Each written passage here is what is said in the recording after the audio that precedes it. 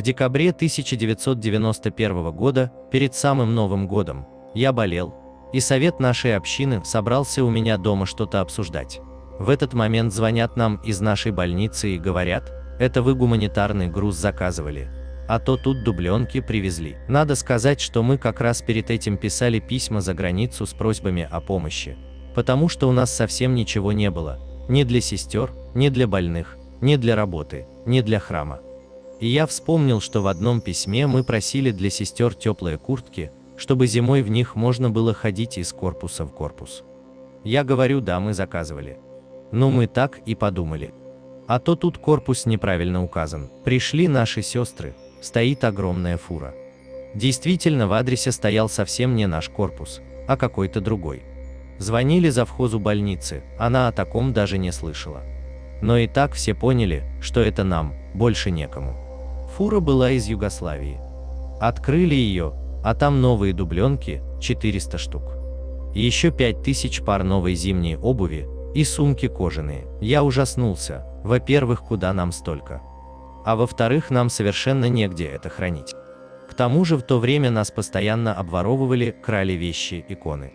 Так что если узнают, что у нас в храме такой склад, унесут вместе с храмом. Что делать? Разгрузили все прямо в храм, больше и некуда было. Все равно, пока я болел, служить в храме было некому. Я сказал нашим сестрам: быстро составляйте списки и раздавайте. И стали мы быстро все раздавать. Вот как вспоминает об этом Татьяна Павловна Филиппова, главная сестра Свято-Димитриевского сестричества. Как-то вечером мне позвонила Нина Идельнанд и сказала, что завтра надо обязательно быть в храме. Я уже в нем работала, но приболела, пришла гуманитарная помощь, которую нужно быстро распределить. Когда утром я пришла в храм, то от удивления открыла рот, да так и ходила.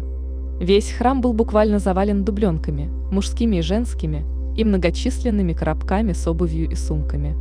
Все вещи были абсолютно новыми. Оказалось, что накануне в храм дежурному, это был Вася С., ныне отец Василий, позвонила с таможни тогдашняя завхоз больницы Валентина Т. и известила о том, что получает гуманитарный груз, по-видимому предназначенный для храма, теплые вещи и обувь. Больница такого груза не заказывала.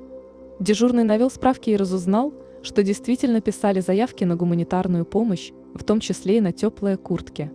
Оказавшийся в тот момент на таможне представитель Московской патриархии, знавший батюшку и больничный храм святого благоверного царевича Дмитрия, подтвердил, что если груз гуманитарный, значит, скорее всего, для храма при Первой Градской. Последующие дни мы очень интенсивно все раздавали, так как надо было освобождать храм. Одели всех одинаково, как из одного детского дома-интерната, только очень богатого.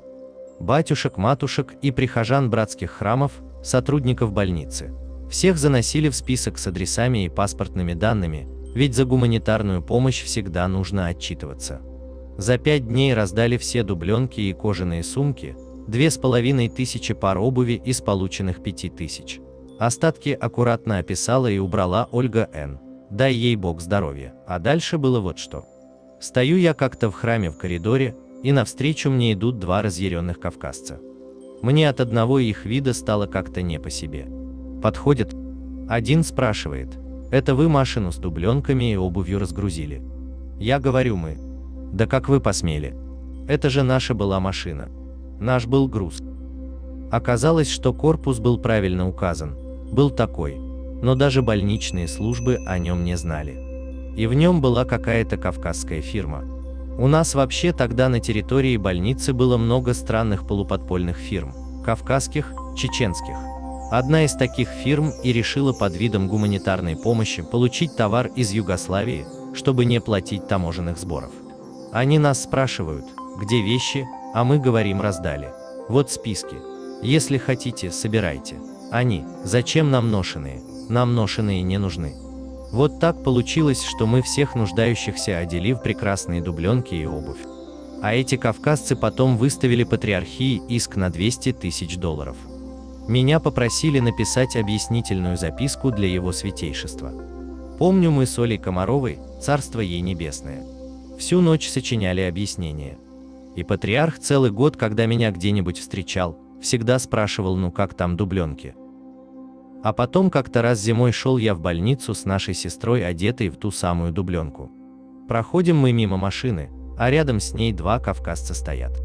Мы прошли, и один нам вслед тихо говорит: «У меня слух очень хороший, я когда уроки вел, все подсказки всегда слышал, вон наша дубленка пошла». Вот так получилось, что община едва создалась, сестры только начинали трудиться в больнице, а милостивый Господь помог им в материальных нуждах, послал щедрые рождественские подарки. Понравилась история?